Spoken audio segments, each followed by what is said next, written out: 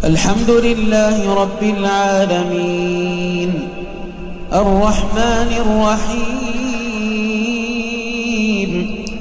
مالك يوم الدين.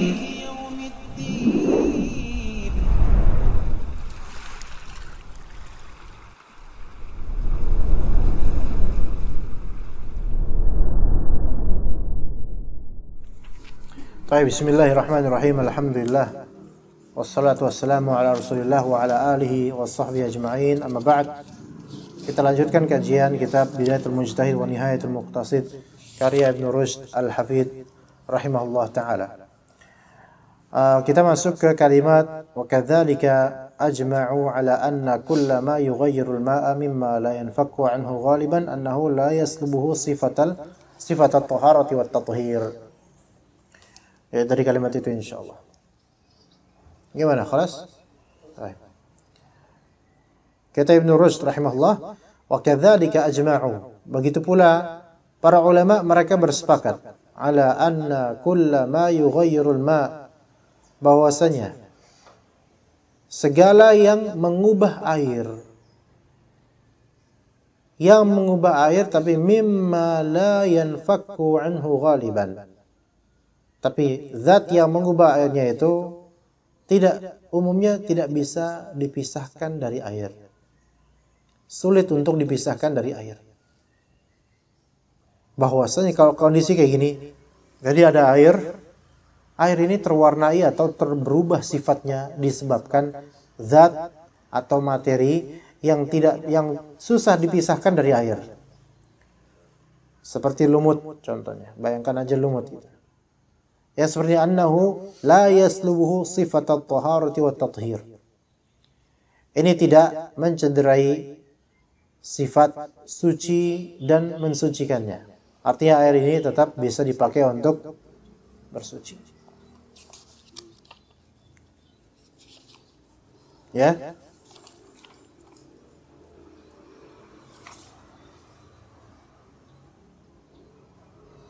Contohnya apa ikhwan? Tadi apa? Tuhlub, lumut, atau nabat, tumbuhan-tumbuhan yang ada di air tersebut. Seperti teratai ya, teratai. Teratai bisa aja mempengaruhi rasa dari air. Ya. Lumut juga begitu, baik di kolam maupun sumur. Enggak? Lumut. Ini kan susah untuk kita hindari. Ya, nggak mungkin kita tulis di sumur tersebut lumut dilarang masuk, nggak mungkin. Pun kalau udah terwujud pada sumur tersebut lumut, nggak mungkin pula atau sangat susah untuk kita korek-korek supaya lumutnya hilang. Ya capek. Ya, udah gitu airnya dalam lagi. Dan antum kan nggak harus memeriksa kan ke dalam sumur berapa meter di bawah baru ada air tuh. Antum masuk dulu nyemplung dulu untuk memastikan ini berlumut atau enggak. Ya nggak usah. Ini yang disebut apa? La yanfakku an. Nggak bisa terpisah darinya. Susah. Jadi syariat ini bunyat ala taysir, dibangun di atas pemudahan. Apalagi ketika terjadi masyaqqah dan kesulitan. Al-masyaqqatu tajlibu taysir. Kesulitan, penyulitan itu akan menghasilkan pemudahan dalam syariat Islam.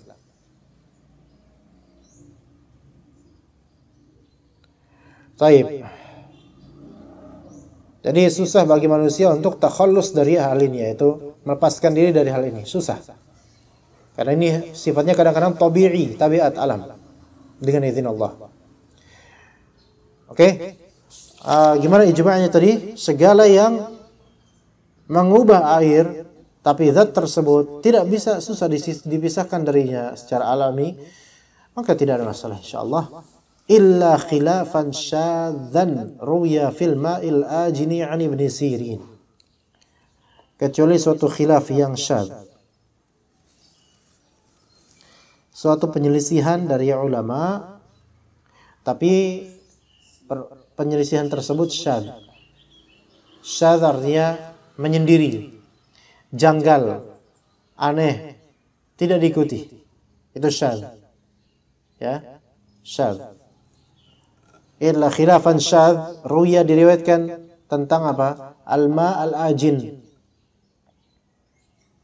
Al-ma al-ajin. Ya. Apa itu al-ma al-ajin, ikhwan? Ma ajin itu adalah ma taghayyara sifatuh atau taghayyara bituli az-zaman atau bituli mukthih. Air ajin adalah air yang berubah sifatnya disebabkan lamanya dia mengendap di tempatnya. Lamanya air itu diam di tempatnya, maka berubah. Ya. Dan berubahnya karena natural. Entah karena kemudian berlumut, entah karena cuaca, atau karena tanah yang ada di situ. Bisa aja berubah. Ya, atau karena faktor lain lah, binatang yang mungkin hidup di air itu bisa aja mengubah air itu. Maka ini namanya ma'ajin. Ibnu Sirin rahimahullah menganggap bahwa air yang lama mengendap ini tidak bisa menjadi media bersuci karena dia telah berubah sifatnya. Namun yang sahih dan menjadi ijma', dan para ulama ini tidak nanggepin kalamnya Ibnu Sirin. Maka para ulama berijma' bahwasanya air yang sulit bagi manusia untuk menghilangkan pengaruh lain yang mewarnainya, yang sulit untuk dihilangkan, maka tidak masalah, insyaallah. Seperti berlumut atau air ajin ini. Air ajin ini. Tapi biasanya kalau kita tinggalin rumah aja, seminggu aja, ikhwan. Ya? Dan antum punya ember berisikan air. Seminggu antum tinggal, udah banyak penari di dalamnya. Ya kan? Kecuk, ya. Jentik nyamuk. Terus sudah mulai ada apa? Lumut. Dan sudah ada laba-laba air misalnya. Ya. Terus ketika antum ini ada rasa beda. Antum cicipi, ada rasa beda. Ditambah kemudian ada beberapa kecoa wafat di situ. Iya. Baik.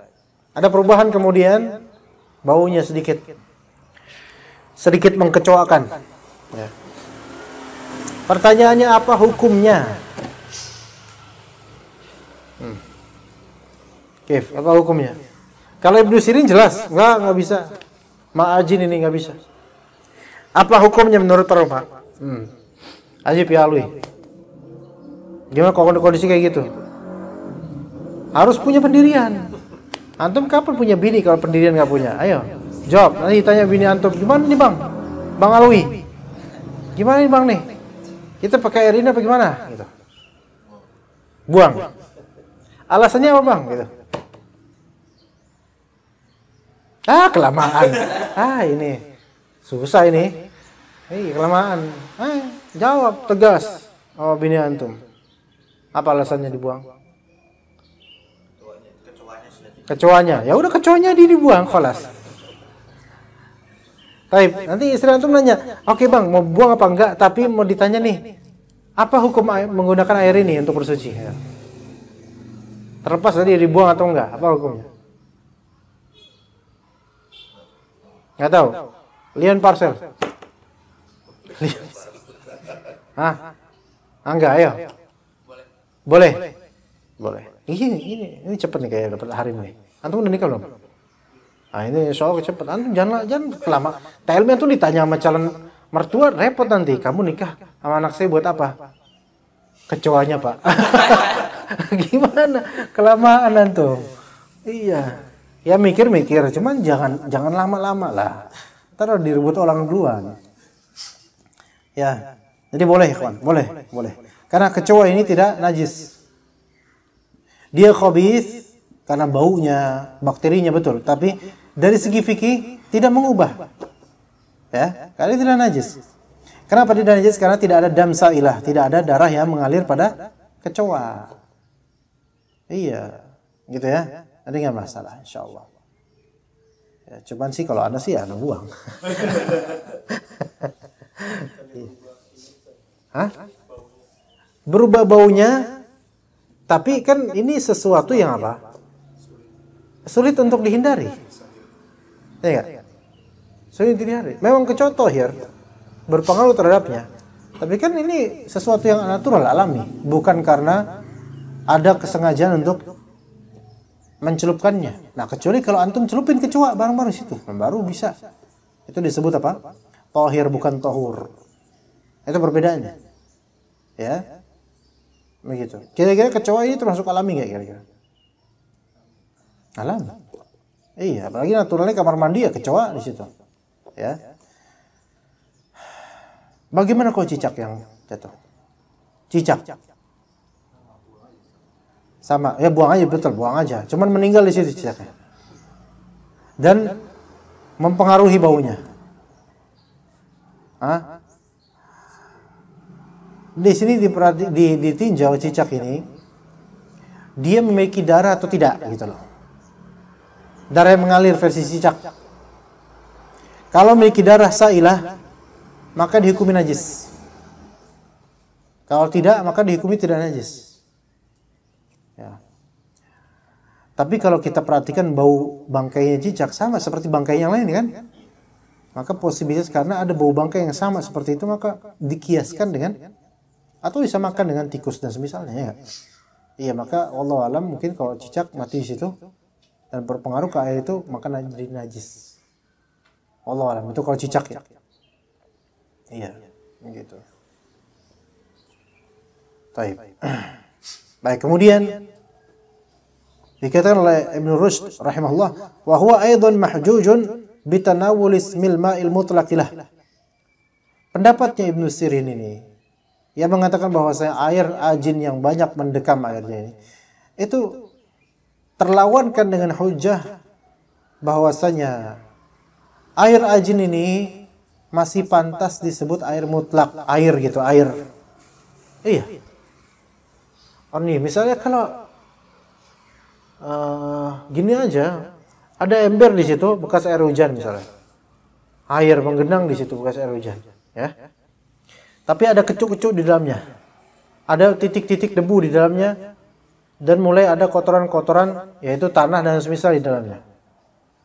Ketika ada tanya, "Akhi, ini air bukan?" Antum jawabnya apa? Air.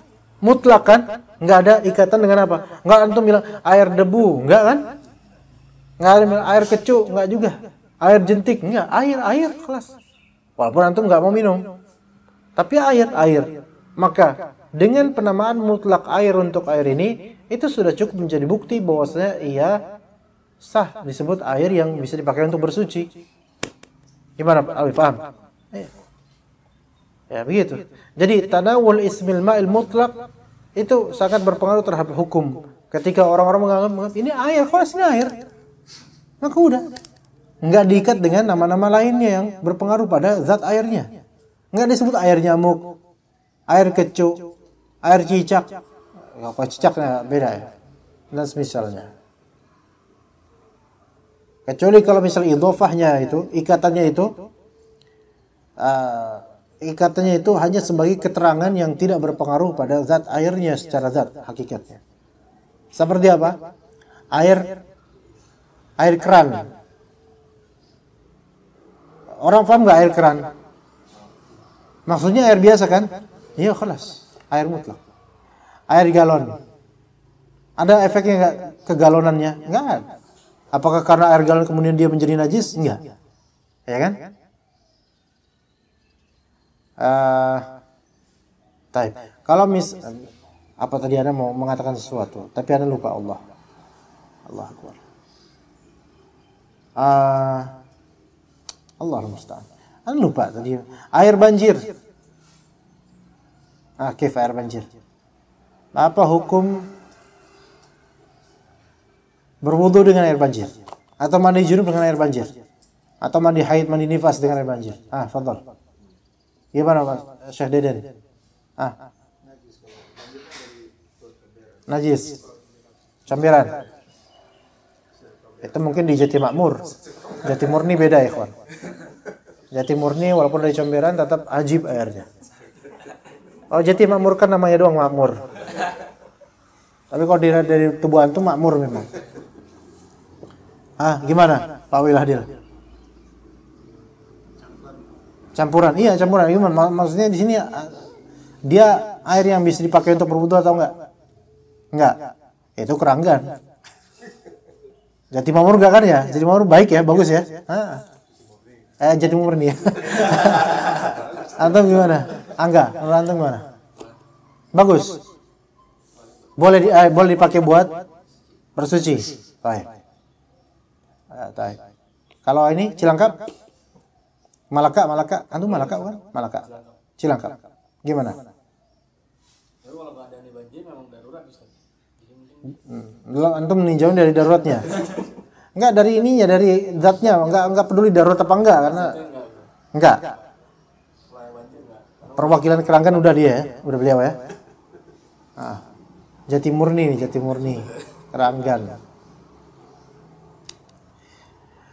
Untuk air banjir sebenarnya memang kalau mau ditafsir dirinci lebih baik. Kita rinci aja. Dirinci ya. Supaya Jati Makmur enggak kecewa. Dirinci ya. Dia pengaruh air banjir ini terpengaruhi atau tidak dengan zat lainnya, itu dulu. Karena tidak semua yang banjir sama keadaannya, enggak. Banjir di depan layan parsel beda dengan banjir di komplek Jati Murni, enggak? Beda lah. Karena banjirnya antum di depan antum tuh kan kalau udah habis ini kan banjir tuh. Apakah dia terpengaruh dengan minyak-minyak dan kotoran-kotoran misalnya, atau dia tetap pada keaslian airnya? Itu dilihat.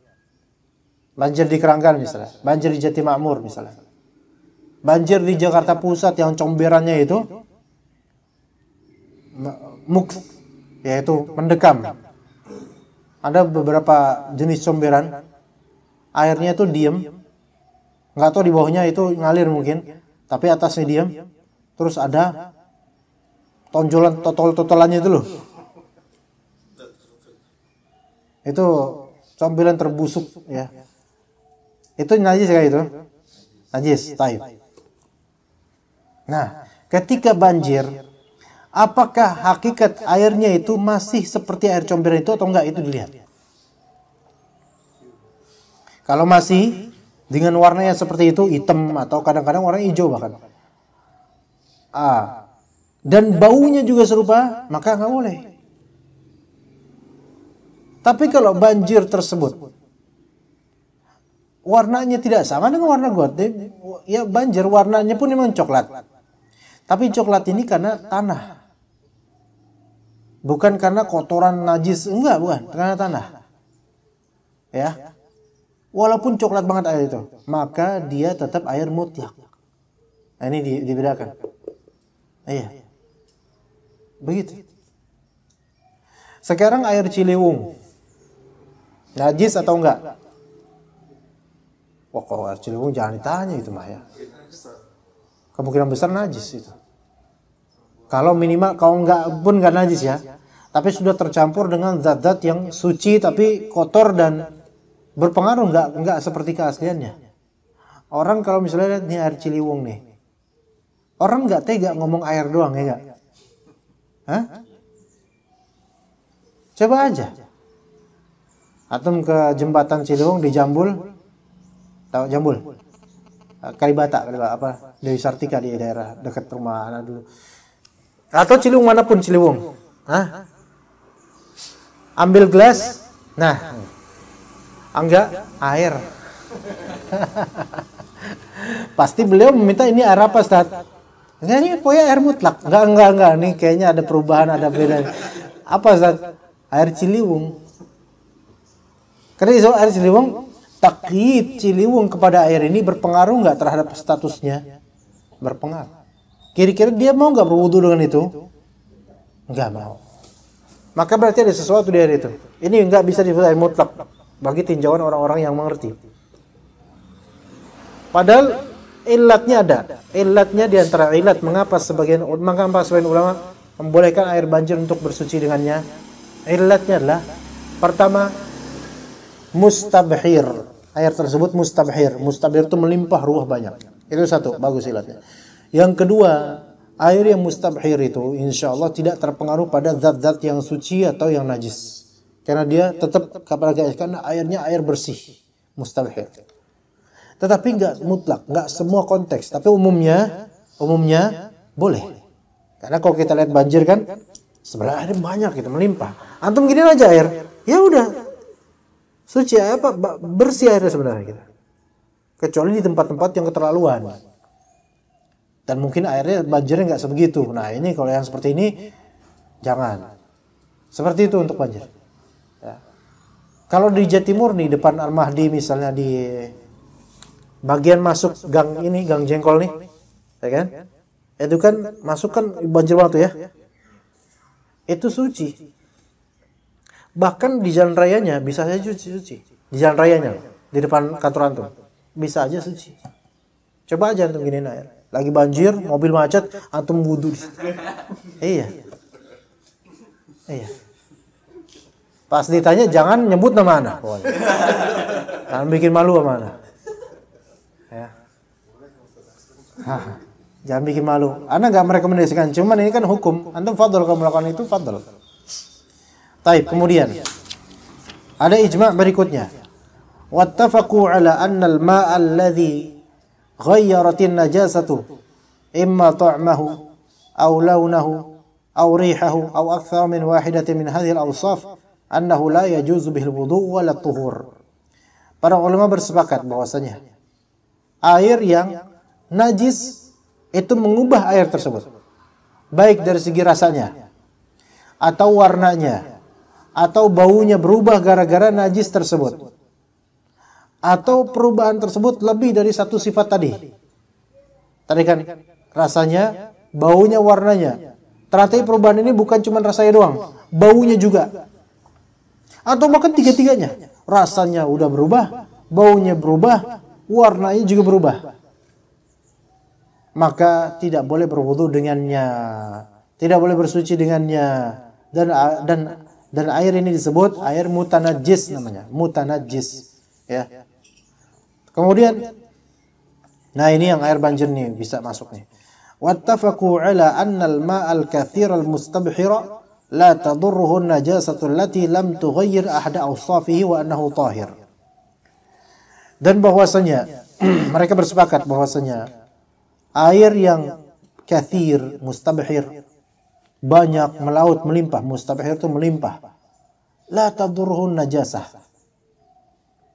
Ya. Najis tidak bermudarat pada air ini, tidak berpengaruh, tidak mengubah salah satu sifat dari air ini. Ini diijma'kan dia tahir, suci, dan bahkan juga suci dan menyucikan, suci dan menyucikan. Ya. Walaupun ada yang nyampurin dari najis, ya, tapi karena melimpahnya air ini, apalagi mengalir, ternyata tidak berpengaruh, tidak berpengaruh. Ini banyak air sungai seperti juga air banjir. Nah air sungai, ya tergantung sungai apa. Kalau Ciliwung, enggak lah kalau Ciliwung. Ciliwung enggak. Tapi antum tahu sungai buatan yang di daerah, Sungai Kalimalang, gimana menurut antum? Sama apa nih? Masa sih? Bagusan soalnya. Ciliwung parah, kalau Ciliwung jangan ditanya itu.